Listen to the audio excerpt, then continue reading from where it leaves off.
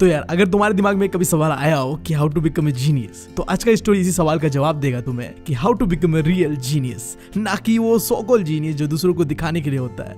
ये कहानी है एक ऐसे साइंटिस्ट की जिसने बहुत ही कम उम्र पे कई सारी चीजों को अचीव किया और ये सारी चीजें पॉसिबल हो पाया एक चीज की वजह से। वो बंदा था बहुत ही ज्यादा क्यूरियस, उसे चीजों को जानना, समझना, सीखना पसंद था और इसी चीज ने उसे एक महान साइंटिस्ट बनाया। हम बात करेंगे आज रिचर्ड एब्राइट के बारे में, बट इससे पहले मैं हूं तुम लोगों का दोस्त और होस्ट बीबी, निकल चुका हूं एक स्टोरी टेलर बनने की जर्नी पे।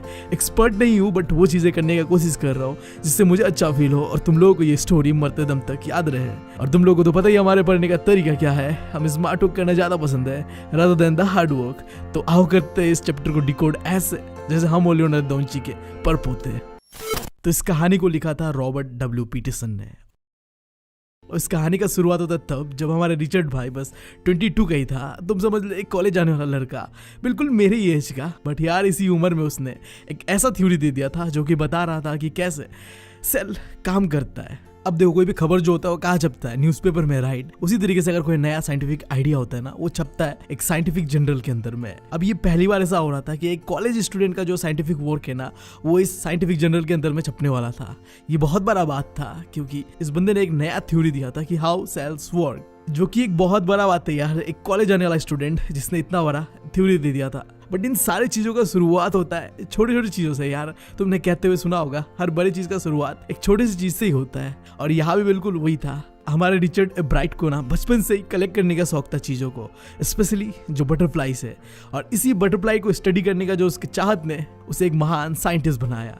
अब देखो रिचर्ड एब्राइट अपने घर का एक लौता लड़का था जो रहते थे रीडिंग पेंसिल्वेनिया में। देखो रिचर्ड एब्राइट जो है हमारा भाई, वो बचपन में ना किसी भी चीज में अच्छा नहीं था। चाहे तुम बात कर लो फुटबॉल का, तुम बात कर लो बेसबॉल का, बट हाँ उसे एक चीज करने का शौक था, वो ये चीजों को कलेक्ट करने का, स्पेशली जो बटरफ्लाईज होते हैं उन्हें कलेक्ट करने का। बटरफ्लाईज के अलावा भी वो कलेक्ट करता था रॉक्स, फॉसल फ्यूल और कॉइन्स को, और रातों को जाके आसमान में स्टार्स को ऑब्जर्व करना भी उसका एक शौक था। अब तुम देखो ये एक निशानी होता है क्यूरियस बच्चे का, ठीक है, और शायद इसी क्यूरियोसिटी ने उसे एक महान साइंटिस्ट बनाया। और तुमने ये कहते तो सुना होगा यार, हर एक महान इंसान के पीछे किसी औरत का हाथ होता है, राइट। अब हमारे रिचर्ड एब्राइट के साथ भी था। उसका जो मॉम था ना, वो उसे काफ़ी सपोर्ट करता था, इनकरेज करता था ऐसे साइंटिफिक चीज़ों को जानने के लिए, समझने के लिए, जिससे कि उसके अंदर का जो क्यूरियोसिटी है और भी बाहर निकले। और इस चीज़ के लिए उसकी मॉम उसे हर चीज़ ला के दिया करती थी, चाहे माइक्रोस्कोप हो या टेलीस्कोप हो, ताकि उसका बेटा हमेशा चीज़ों को सीखता रहे, समझता रहे। और भाई एक तरफ हमारी मॉम है यार, मैंने ना यार बस 3 लाख का गेमिंग पीसी मांगा था ताकि मैं स्टडी कर सकूँ उस पर, बट नहीं दिया यार मेरे मॉम ने। अब देखो नतीजा ये है कि मैं आज यूट्यूब पे वीडियोस बना रहा हूँ। अगर मुझे दे दिया होता ना तो आज मैं कैरी मिनाटी की तरह एक लाइव स्ट्रीम चला रहा होता, गेमिंग चैनल खोल के। देख रहे हो अब क्या करें, इंडियन मॉम तो ऐसे ही होता है। खैर काश मॉम आप इस वीडियो को देख रहे हो तो अभी भी समय है, एक 3-4 लाख का पीसी खरीद के दे दो मुझे, क्या पता मैं भी साइंटिस्ट बन जाऊँ।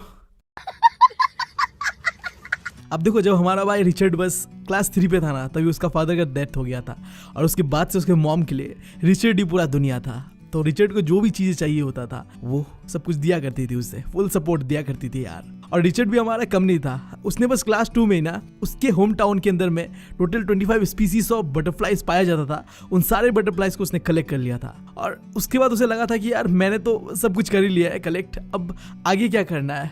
उसने सोचा कि अब मुझे ये छोड़ना पड़ेगा बटरफ्लाई कलेक्शन का जो भी हॉबी है। बट यार रुको, उसकी मॉम ने उसे एक ऐसा किताब गिफ्ट किया जिसने उसका जो लाइफ है वो पूरी तरीके से बदल दिया, तुम कह सकते हो। जो बटरफ्लाईज के ऊपर जो एक उसका इंटरेस्ट है ना, और बढ़ गया इस किताब के आने के बाद। इस किताब का नाम था the travel of the monarch x. याद रख लेना, बहुत ही इंपॉर्टेंट है। इस किताब के अंदर में बताया गया था कि एक बटरफ्लाई है खास तरीके का जिसे कहते हैं मोनार्क बटरफ्लाई। अब ये बटरफ्लाई किस तरीके से माइग्रेट करता है सेंट्रल अमेरिका के अंदर पे, ये चीजें इस किताब के अंदर में बताया गया था। और इस किताब को पढ़ने के बाद हमारे रिचर्ड के लिए एक नया साइंटिफिक दुनिया का शुरुआत होता है, जहाँ इस किताब के आखिरी में जितने भी रीडर्स ने इस किताब को पढ़ा था ना, उन लोगों को इनवाइट किया गया था कि वो आके मदद करे कि किस तरीके से जो बटरफ्लाई माइग्रेट करते हैं उसके स्टडी में।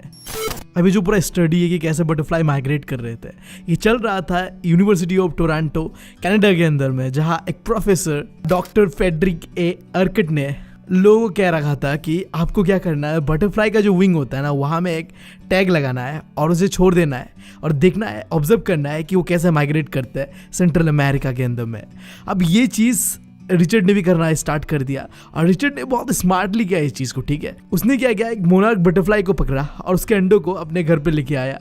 उन अंडों को उसने अपने बेसमेंट में लेके आकर ऑब्जर्व किया कि किस तरीके से जो बटरफ्लाई होते हैं उनका लाइफ साइकिल चलता है। अब देखो, मैं तुम्हें ये पहले ही बता देता हूँ कि किस तरीके से जो बटरफ्लाइज का लाइफ साइकिल चलता है, क्योंकि इस चैप्टर में तुम्हें बटरफ्लाइज के बारे में काफ़ी कुछ जानने मिलेगा। तो अगर तुम्हें बटरफ्लाइज का लाइफ साइकिल के बारे में पता नहीं होगा ना, तो तुम कंफ्यूज हो गए आगे, ठीक है। अब पहले तो अंडे से शुरुआत होता है और अंडे से निकलता है कैटरपिलर, और फिर आता है प्यूपा, और आखिर में आता है जो एडल्ट बटरफ्लाई, ठीक है।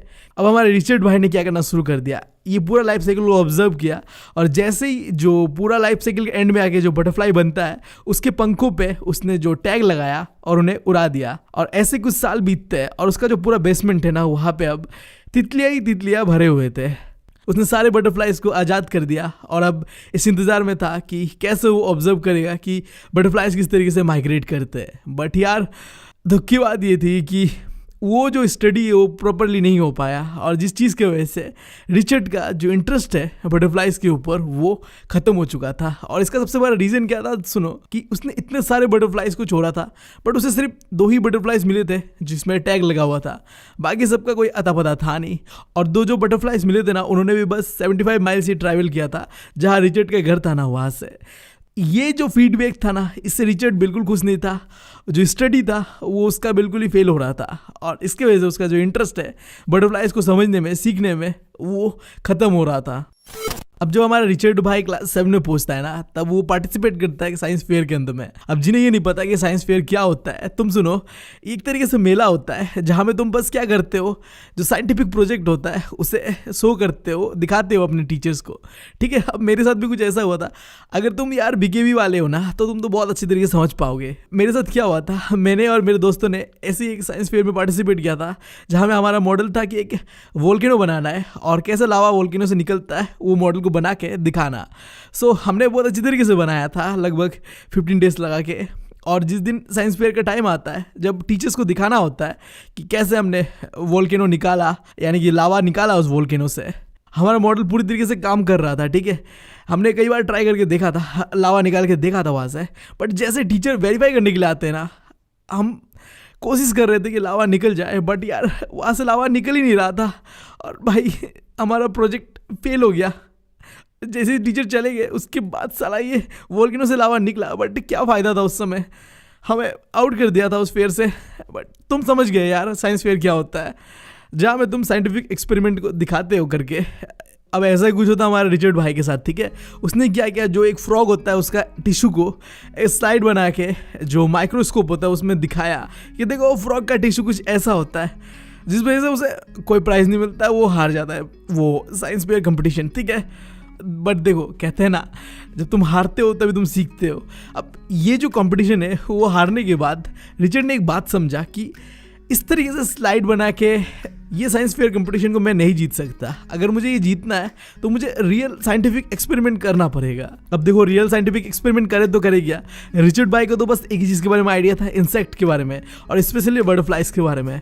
तो उसने ना इन बटरफ्लाइज के बारे में ही ओपिनियन मांगा। वो जो एक साइंटिस्ट था ना, जो बटरफ्लाई माइग्रेशन के ऊपर स्टडी कर रहा था, डॉक्टर फ्रेडरिक अर्कट, उसे एक लेटर लिखा और पूछा अपने आइडियाज़ के बारे में कि बटरफ्लाइज के ऊपर कैसे स्टडी करना है, नहीं करना है। और जिसके जवाब में डॉक्टर फ्रेडरिक ने भी बताया उसे कि आगे तुम्हें क्या करना है, नहीं करना है, ताकि तुम अपने जो साइंटिफिक एक्सपेरिमेंट है उसे कंटिन्यू रख पाओ। अब देखो, ये वो पॉइंट होता है जहाँ से हमारे रिचर्ड भाई का एक साइंटिफिक जर्नी का शुरुआत होता है। अब यहाँ में ना सीबीएसई वाले कई बार एक क्वेश्चन पूछते हैं कि जो हमारे साइंटिस्ट भाई थे उनका कंट्रीब्यूशन क्या क्या था, उनका एक लिस्ट बताओ। तो अब मैं 1 बाय 1 तुम्हें एक लिस्ट बताते जाऊंगा, तुम बस कई किताबें है तो लिख लो यार उन्हें।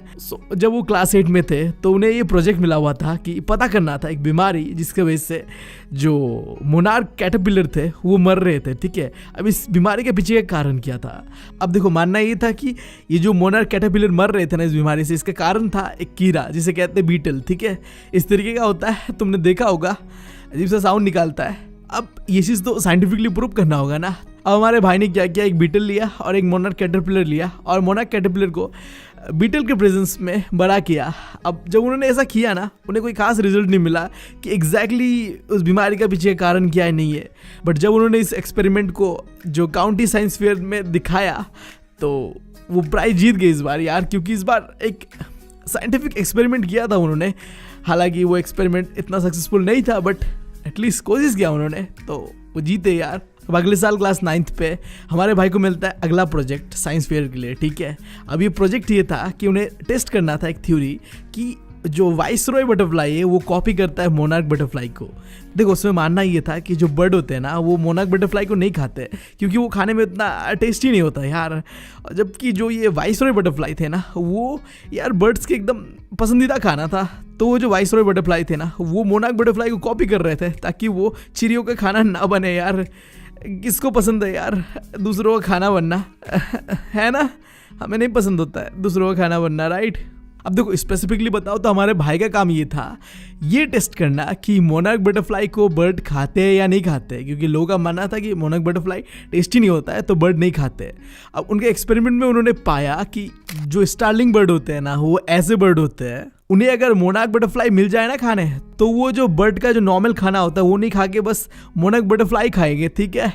तो इससे प्रूव होता है कि ऐसा नहीं है कि बर्ड जो होते हैं वो मोनार्क बटरफ्लाई को नहीं खाते। स्पेशली जो ये स्टार्लिंग बर्ड है ना ये तो बस मोनार्क बटरफ्लाई को ही खाना चाहता है। अब इस एक्सपेरिमेंट के बाद ये चीज़ तो क्लियर हो गया था कि ठीक है मोनार्क बटरफ्लाई को जो ये वाइसरॉय बटरफ्लाई कॉपी करते हैं, बट कॉपी करने का रीज़न ये नहीं है कि मोनार्क बटरफ्लाई जो टेस्टी नहीं होता है और वाइसरॉय बटरफ्लाई जो टेस्टी होता है। और इस एक्सपेरिमेंट को दिखाने के बाद साइंस फेयर में लिटरली उसका भाई साहब बल्ले बल्ले हो जाता है। जियोलॉजी डिवीजन में उसे मिलता है फर्स्ट प्लेस और जो ओवरऑल इस साइंस फेयर में मिलता है उसे तीसरा पोजीशन। देख रहे हो भाई साहब का इम्प्रूवमेंट।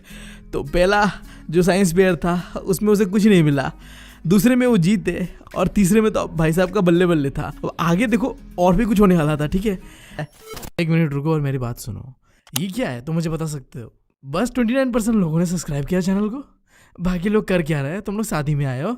हाँ, मेरे तरफ से मैं इतना एफर्ट डाल रहा हूँ और तुम लोगों की तरफ से तुम एफर्ट ही नहीं डाल रहे हो यार। तुम्हें पता नहीं है कि इस चैनल के बारे में सिंगल बाबा का श्राप लगा हुआ है इस चैनल में। जो भी आज तक बिना सब्सक्राइब करके गया है ना वो सिंगल ही मरा है। मुझे ही देख लो यार। देखा आपने लापरवाही का नतीजा है। मैं मजबूर था बट तुम नहीं हो, तो सब्सक्राइब जरूर करना चैनल को। अब यही चीजें होता है, ठीक है। एक क्यूरियस इंसान के पीछे का राज, वो लगातार नए नए चीजें करता है, नई नई चीजों को सीखता है, अपना जो वीक पॉइंट है ना उसके ऊपर काम करता है और उसे अपना स्ट्रांग पॉइंट बनाता है, राइट। तो अगर अभी तक तुमने ये चीज़ें करना शुरू नहीं किया ना तो करना शुरू कर दो अगर तुम्हें बनना है रियल जीनियस, ठीक है। हम बढ़ते आगे स्टोरी पे। देखो अभी तक तुमने हमारे भाई के 2 कारनामे देखे। पहला, एक बीमारी जिसके वजह से जो मोनार्क कैटरपिलर थे वो मर रहे थे, उसका पीछे क्या राज है नहीं है वो पता करने की कोशिश किया। फिर दूसरा, मोनार्क बटरफ्लाई और वाइसरॉय बटरफ्लाई में क्या डिफरेंस था वो पता करने की कोशिश किया। अब आता है हाई स्कूल का 2nd ईयर, जहाँ हमारे भाई ने एक नया हार्मोन जो होता है इंसेक्ट के ऊपर में उसका डिस्कवरी कर लिया था। देखो सीन क्या था मैं बता रहा हूँ तुम्हें डिटेल में। जो बटरफ्लाइज के अंदर में तीसरा स्टेज होता है प्यूपा, ठीक है, जो कि इस तरीके से होता है। अब ऐसे ही एक मोनार्क प्यूपा के अंदर जो 12 गोल्डन स्पॉट ऐसे ऐसे दिखते थे, ठीक है। अब लोगों का ये मानना था कि ये जो गोल्डन स्पॉट दिख रहे हैं ना ये बस ऐसे ही है, ठीक है, बस दिखने के लिए, दिखावा के लिए। बट डॉक्टर फ्रेडरिक अर्कट का ऐसा नहीं मानना था, ठीक है। अब देखो वो तो थे हमारे भाई के गुरुजी, पहले से सपोर्ट करते आ रहे थे। अब उनका नहीं मानना था तो इसके ऊपर उन्होंने डीप रिसर्च किया और उसके बाद हमारे भाई को पता चला कि ये जो 12 गोल्डन स्पॉट है ना ये प्रोड्यूस करता है एक बहुत ही इंपॉर्टेंट हार्मोन जिससे जो बटरफ्लाइज का जो ओवरऑल डेवलपमेंट हो पाता है, ठीक है। अब देखो ये तो कोई छोटा मोटा चीज पता नहीं कर लिया था, ठीक है। एक ऐसा हार्मोन जिसके वजह से पूरा बटरफ्लाई कैसे ग्रो होते हैं, बड़े होते हैं, वो पता कर लिया था भाई ने। तो बहुत ही बड़ा कांड कर दिया था, ठीक है। अब फिर होना क्या था, पूरे साइंस फेयर के अंदर में हल्ला हो गया, भाई आ गया फिर से फर्स्ट प्लेस पे। और साथ ही साथ हमारे भाई को इस बार मौका मिलता है एंट्री करने का international science and engineering fair के अंदर में। अब इस international science and engineering fair में भी आके भाई ने अपना जो प्रोजेक्ट वर्क था कि जो एक नया हार्मोन का डिस्कवरी करके दिखाया था, जब उसे दिखाया तीसरा प्लेस पे आता है जो जूलॉजी डिपार्टमेंट में, ठीक है। जिसके वजह से हमारे भाई को मौका मिलता है काम करने का एक बहुत ही फेमस लेबोरेटरी में जिसका नाम था entomology laboratory at the Walter read army institute of research. तुम इतना कॉम्प्लिकेट मत करो, तुम ऐसे समझो कि एक आर्मी लेबोरेटरी के अंदर में काम करने का मौका मिलता है। भाई ये बहुत ही बड़ा चीज़ होता है नहीं, एक आम स्टूडेंट के लिए जो एक आर्मी लेबोरेटरी में जाके काम करने का मौका मिल रहा है। खैर फिर हमारे भाई ने जो एक्सपेरिमेंट कर रहा था ना मोनार्क प्यूपा के ऊपर वो कंटिन्यू रखा, जिसके वजह से अब इंटरनेशनल साइंस फेयर के अंदर में भाई को मिलता है पहला प्राइज। देख रहे हो कैसे इम्प्रूवमेंट ला रहा है भाई हमारा। और इसके वजह से दोबारा भाई को मौका मिलता है उसी आर्मी लेबोरेटरी के अंदर में काम करने का। अब फिर आता है हाई स्कूल का फाइनल ईयर या तुम कह लो सीनियर ईयर्स पे, ठीक है। उसने अपना कंटिन्यू रखा जो मोनार्क बटरफ्लाई के ऊपर रिसर्च। अब इस बार क्या कर रहा था वो, जो मोनार्क बटरफ्लाई का जो विंग होता है ना, उससे एक नया सेल को ग्रो कर रहा था वो। एग्जैक्टली क्या हो रहा था देखो, उसने मोनार्क बटरफ्लाई का एक सेल लिया और उसमें वो जो खास तरीके का हार्मोन था ना, जो 12 गोल्डन स्पॉट्स से निकलता था, उस हार्मोन को उस सेल के अंदर में डाला। और जैसे ही डाला ना तो वो सेल डेवलप होता है और डिवाइड होता है और बनता है एक कंप्लीट विंग बटरफ्लाई का, ठीक है। अब बहुत बड़ा चीज था, ठीक है। भाई ने क्या किया, एक सेल को पूरा एक मोनार्क बटरफ्लाई का विंग बना दिया बस एक हार्मोन की मदद से, जिससे बात क्लियर था, जो वो पहले भी प्रूव कर चुका था कि यही हार्मोन है जिससे बटरफ्लाई जो होता है वो फुल्ली ग्रो होता है। और उसने अब प्रैक्टिकली करके भी दिखा दिया था। जो मोनार्क बटरफ्लाई का सेल था उसमें वो हार्मोन को डाल के फीड करवाया और वो जो सेल था वो पूरी तरीके से एक बटरफ्लाई का विंग बनता है। अब ये इतना बड़ा एक्सपेरिमेंट था। अब होना क्या था भाई, फिर से मिलता है first place zoology international fair के अंदर में, ठीक है। अब इसी बीच हमारे भाई का ग्रेजुएशन खत्म हो जाता है और छुट्टी जो समर का होता है उसमें वो काम करने लगता है जो वही मिलिट्री लेबोरेटरी था उसके अंदर में, और laboratory of US department of agriculture के अंदर। अब अपना ग्रेजुएशन तो उसने कंप्लीट कर लिया था। अब दुनिया का सबसे खतरनाक यूनिवर्सिटी हार्वर्ड यूनिवर्सिटी में उसका एडमिशन होता है। अब पहले ही साल वो काम करना शुरू करता है वही लेबोरेटरी के अंदर में, यूएस डिपार्टमेंट ऑफ एग्रीकल्चर वाले। अब यहाँ में क्या करता है वो जो स्टडी कर रहा था हार्मोन के ऊपर मोनार्क बटरफ्लाई का, इधर में ये जो लेबोरेटरी के सोफिस्टिकेटेड टेक्नोलॉजी थे ना, इसके मदद से उसने पता कर लिया था उस हार्मोन का केमिकल स्ट्रक्चर कैसा था।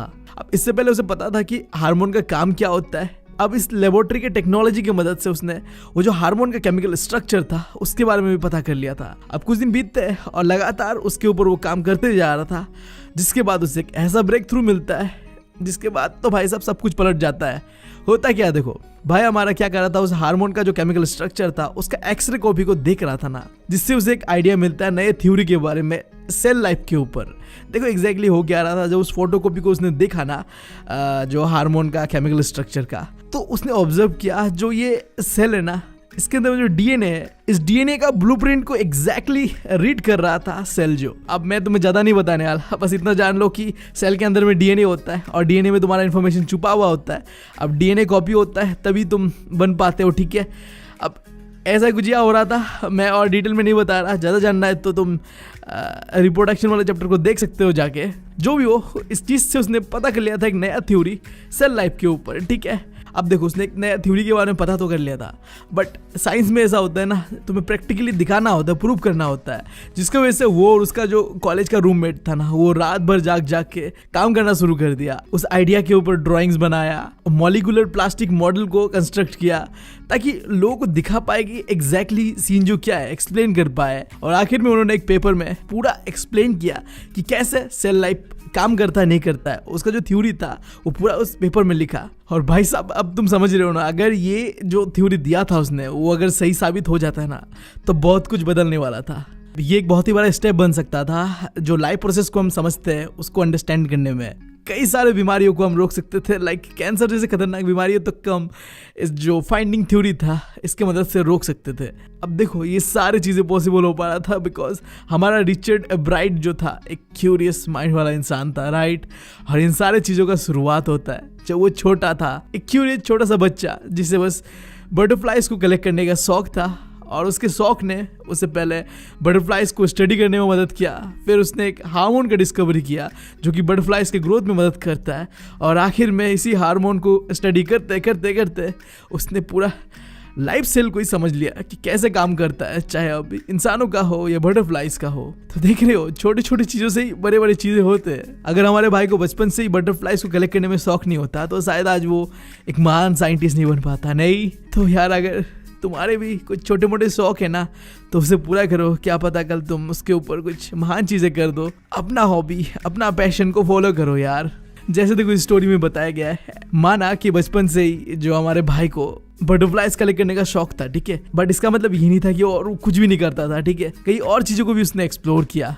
वो बहुत ही अच्छा एक पब्लिक स्पीकर था, डिबेट करता था, एक आउटडोर पर्सन था यार। बाहर घूमना, एक्सप्लोर करना चीज़ों को, फोटोग्राफी, हर चीज़ में वो इंटरेस्टेड था यार, समझ रहे हो। एक जीनियस इंसान वो नहीं होता जो एक चीज़ में बस लगा रहता है, पड़ा रहता है, ठीक है। तुम्हें एक्सप्लोर करना चाहिए चीज़ों को। तुम्हें नहीं पता कि तुम किस चीज़ में अच्छे हो, तुम्हें तभी पता चलेगा जब तुम अलग अलग चीज़ों को एक्सप्लोर करोगे।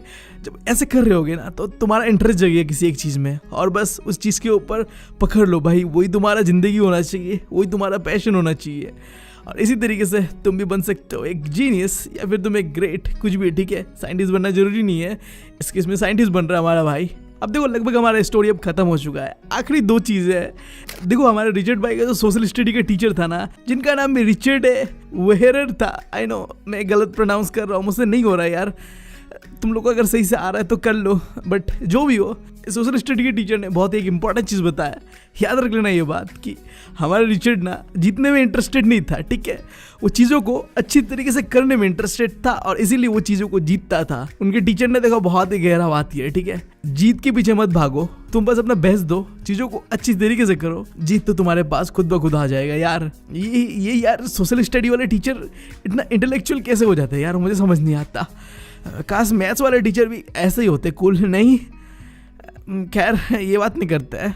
आखिर में इस चैप्टर में ये बताया गया है कि एक साइंटिस्ट बनने के लिए क्या क्या इंग्रेडिएंट चाहिए तुम्हें। तो फास्ट रेट माइंड यानी कि तेज दिमाग, दूसरा तुम्हारे अंदर में होना चाहिए क्यूरियोसिटी, और आखिरी चीज़ों को जीतने का एक सही रीज़न होना चाहिए तुम्हारे पास। Right reason for the win. बहुत ही डेप वाला चीज़ का है।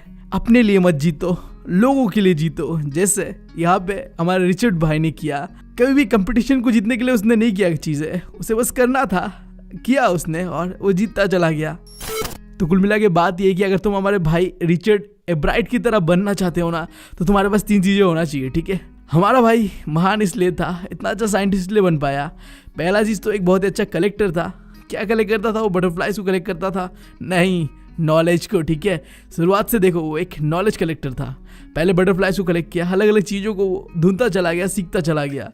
यही एक निशानी होती है। और दूसरा, उसने अपने जो साइंटिफिक क्यूरियोसिटी है उसे कभी खोने नहीं दिया। उसने कभी खोया नहीं उस चीज़ को। बचपन से लेके बड़े होने तक उस क्यूरियोसिटी को बचा के रख पाया। और आखिरी चीज़, वो किताब जो कि उसकी माँ ने उसे गिफ्ट किया था, the travel of monarch x, इसने भी बहुत एक इंपॉर्टेंट रोल निभाया। तो यार उम्मीद है तुम लोगों को समझ में आया होगा। देखो यहाँ में ना इतने डेप्थ पे मत जाना, जो उसने अलग अलग प्रोजेक्ट में जीता था, ये नहीं जीता था, वो सब इतना इंपॉर्टेंट नहीं है।